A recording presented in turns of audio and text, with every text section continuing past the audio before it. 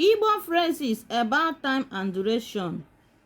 Igbo, English. Ha gbara akwụkwọ tata. Ha gbara akwụkwọ tata. It means they wedded today.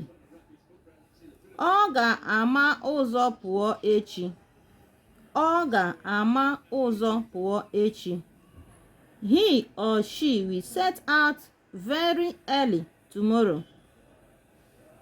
Ha lọtara ụnyaahụ. Ha lọtara ụnyaahụ. It means they came back yesterday. Aga m apụ apụ echi niile.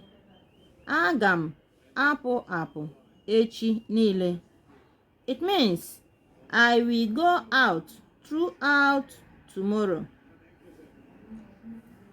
Ọ zụtara akwa ọhụrụ n'ọnwa. Ọ zụtara akwa ọhụrụ n'ọnwa.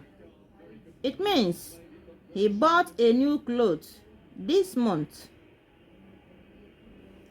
Ha mechara ha niile na ngwụcha izu ụka. Ha mechara ha niile na ngwụcha izu ụka.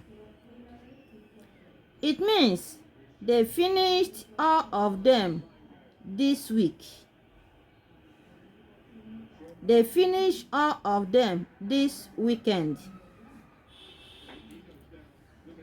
Eze batara n'izu ụka.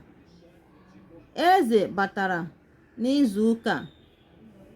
It means Eze came back this week. Igbo a dị ebe a abalị abụọ ugbu a. Igbo a dị ebe a abalị abụọ ugbu a. Meaning, this suitcase has been here 2 days. Remember, all these things, all these sentences, they are all saying about time and duration. Ụnyaahụ, ugbu a, echi.